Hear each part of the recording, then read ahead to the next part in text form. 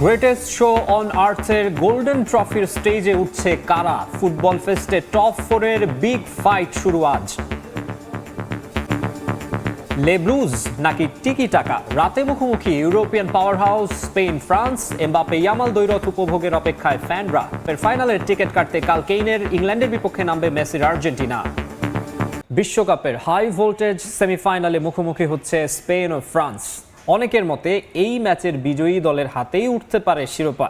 টুর্নামেন্টে ফরাসিরা অপ্রতিরোধ্য গতিতে ছুটলেও তাদের আছে স্পেনে কাটা পড়ার রেকর্ড। অন্যদিকে ম্যাচ বাই ম্যাচ উন্নতি করে লা রোহার আত্মবিশ্বাসও এখন তুঙ্গে। আর্লিংটনের AT&T স্টেডিয়ামে ম্যাচ শুরু হবে বাংলাদেশ সময় রাত 1টায়। সেমিফাইনালেই ফাইনালের উত্তাপ। নিঃসন্দেহে এবারের বিশ্বকাপে সবচেয়ে এক্সাইটিং ম্যাচ নিয়ে হাজির হচ্ছে ফ্রান্স ও স্পেন। যে গতিতে ছুটছে দিদিয়ের দেশমের দল, তাদের থামানোর মতো সামর্থ্য আছে শুধু স্পেনের। অন্যদিকে লুই দে লা ফুয়েন্তা বাহিনীও ম্যাচ বাই ম্যাচ ডেভেলপ করে হয়ে উঠেছে অপ্রতিরোধ্য। একেবারে শিয়ানে শিয়ান টক্কর বলতে যা বোঝায় তাই নিয়ে হাজির হচ্ছে এই ম্যাচ। তারপরও যদি র্যাঙ্কিং করতে হয় তাহলে স্পেনের তুলনায় ফ্রান্স কিছুটা এগিয়েই থাকবে কিলিয়ান এমবাপের অতিমানবীয় পারফরমেন্সের জন্য। 8 গোল করা এই স্ট্রাইকার আছেন লিওনেল মেসিকে টপকে বিশ্বকাপের অল টাইম স্কোরার হওয়ার অপেক্ষায়। তবে ফ্রেঞ্চ টিম ম্যানেজমেন্ট কিছুটা হলেও চিন্তিত চুয়ামেনির চোট নিয়ে। গ্রোইন ইস্যু থাকায় কোয়ার্টার ফাইনালে মাঠের বাইরে ছিলেন তিনি। এছাড়াও সালিবা, উপামেকানোকে নিয়েও আছে ছোটখাটো সংশয়। দেমবেলে, ওলিসে, ডেসেরে ডুয়েরা আছেন দুর্দান্ত ফর্মে। সব মিলিয়ে তৃতীয় দল হিসেবে টানা 3টি ফাইনালের অপেক্ষায় এখন ফ্রান্স। স্পেন বল দখলে রেখে প্রচন্ড চাপ তৈরি করতে পারে, তবে আমরাও বল নিয়ে খেলতে জানি, তাদের সমস্যায় ফেলতে পারি। প্রতিটা ম্যাচ আলাদা, প্রতিপক্ষ অনুযায়ী পরিকল্পনা বদলাতে হয়। অতীত নিয়ে ভাবছি না, আমাদের লক্ষ্য একটাই, জয়। চুয়েমিনি আগের চেয়ে ভালো, সেমিফাইনাল খেলার জন্য প্রস্তুত। ফ্রান্সকে অপ্রতিরোধ্য ভাবা হলেও স্প্যানিশ দুর্গে তারা বড্ড অসহায়। 2024-এর ইউরো সেমিফাইনালে উঠতে থাকা ফরাসিদের হারিয়েই শিরোপার পথ সুগম করেছিল স্পেন। এছাড়াও গেল বছর নেশনস লিগে ফ্রান্সকে হারানোর সুখদ স্মৃতি আছে তাদের। আর এসব আত্মবিশ্বাস থেকেই হয়তো প্রতিপক্ষকে বড় হুমকি দিয়ে রেখেছেন লামিন ইয়ামাল। দুদলের আক্রমণ ভাগে তারকার ছড়াছড়ি থাকলেও ম্যাচের আধিপত্য নিয়ন্ত্রিত হতে পারে মিডফিল্ড কেন্দ্র করে। সেক্ষেত্রে রদ্রির মতো ফুটবলার থাকায় কিছুটা বাড়তি সুবিধা পাবে স্পেন। ইনজুরি মুক্ত হয়ে ফিরেছেন নিকো উইলিয়ামস, পাশাপাশি ওলমো, পেদ্রুই। ইয়ামালে ভর করে 2010-এর পর আবারও ফাইনালের অপেক্ষায় লা রোহা। ফেভারিট তকমা কেবল চাপ বাড়ায়। ফ্রান্সকে নিয়ে অনেক বিশ্লেষণ করেছে, তাদের বিশ্বমানের ফুটবলার আছে, আমাদেরও আছে। গোল করা আমার লক্ষ্য নয়, তবে এমন বড় ম্যাচে গোল করা বিশেষ কিছু। আমি চাই ইয়ামাল চাপ মুক্ত থেকে খেলাটা উপভোগ করুক। এখন পর্যন্ত মুখোমুখি পরিসংখ্যানও ফরাসিদের চেয়ে এগিয়ে স্পেন। দুদলের 38 দেখায় ফ্রান্সের 13 জয়ের বিপরীতে স্পেনের জয় 18টি। বাকি 7টি ম্যাচ হয়েছে ড্র।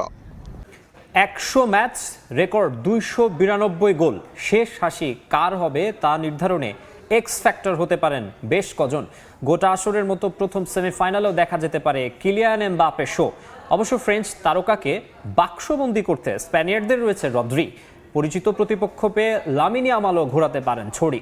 ডালাসের প্রথম সেমিফাইনালে যাদের উপর নজর রাখতে হবে তাদের নিয়ে এবারের প্রতিবেদন। ফ্রান্স আর স্পেন মানেই ব্লকবাস্টার। 24-এর ইউরো, 25-এ নেশনস লিগের পর 26-এ এসে আরও একটা সেমিফাইনালে মুখোমুখি হবে দুই ফুটবল জায়ান্ট। তবে মঞ্চটা বিশ্বকাপ বলেই ডালাসের এই দ্বৈরথ ছাড়িয়ে যাবে আগের সবকিছু। প্রথম সেমিতে কে হবে নেক্সট ফ্যাক্টর? কার পায়ের জাদুতে ভাগ্য ঘুরবে ম্যাচের? নাম আছে বহু, তবে একটা লড়াই যোগ করবে বাড়তি উন্মাদনা, যেখানে প্রতিশোধের অপেক্ষায় ফর্মের তুঙ্গে থাকা কিলিয়ান আর পছন্দের প্রতিপক্ষ পাচ্ছে লামিন ইয়ামাল।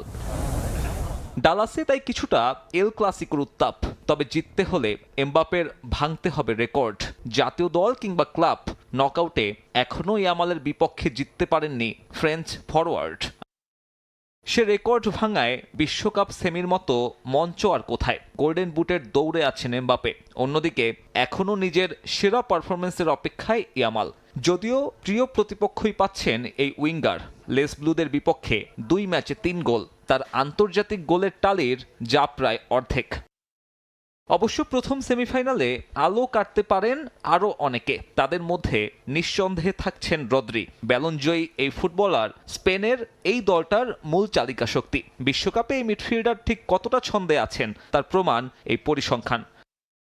তবে সুপারহিট শোয়ের ভাগ্য যদি নির্ধারিত সময়ে নিষ্পত্তি নাও ঘটে, মন খারাপের কারণ নেই। কারণ দেশাম কিংবা লা ফুয়েন্তের আছে সুপার সাবের নামে একাধিক অস্ত্র।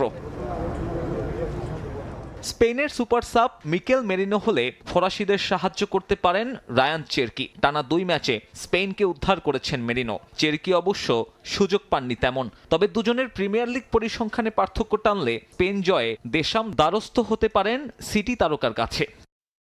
এদের বাইরেও ডালাসের আলো কাড়ার যোগ্যতা আছে আরও অনেকের। দলের হয়ে ত্রাতা কে হবেন সে উত্তর জানে সময়। আপাতত ফুটবল প্রেমীদের অপেক্ষা দারুণ এক দ্বৈরথ দেখার।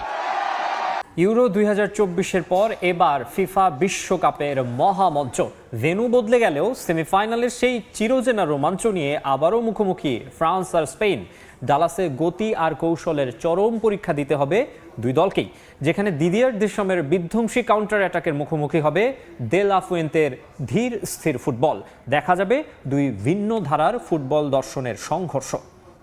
কাগজে কলমে লড়াইটা ফ্রান্স আর স্পেনের, কিন্তু ডাগআউট থেকে এই ম্যাচের মধ্যমণি দুই মাস্টারমাইন্ড দিদিয়ের দেশম এবং লুই দে লা ফুয়েন্তে।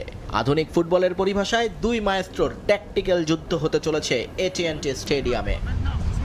ফ্রান্স খেলছে 4-2-3-1 ফরমেশনে। শুরুর দিকে চুয়ামেনি থাকলেও আপাতত কোনে আর রাবিও মাঝমাঠে ভারসাম্য রাখছেন। আর তাদের সামনে দেমবেলে অলিস দুয়ের ত্রয়ী মিলে তৈরি করছেন এমন এক আক্রমণ ভাগ যা এই বিশ্বকাপে প্রতিপক্ষের রক্ষণে সবচেয়ে বেশি ভীতি ছড়িয়েছে। সবার সামনে এমবাপে এখন পর্যন্ত টুর্নামেন্টের সর্বোচ্চ গোলদাতা। 6 ম্যাচে 16 গোল করা এই দল প্রতিপক্ষকে শুধু চাপেই রাখে না, বল দখলে না রেখেও দ্রুত ট্রানজিশনে গোল বের করে আনতে সক্ষম। স্পেন সেই চিরচেনা টিকিটাকা থেকে সরে এসে এবার খেলছে অনেক বেশি নিয়ন্ত্রিত, ধীর আর পরিণত ফুটবল।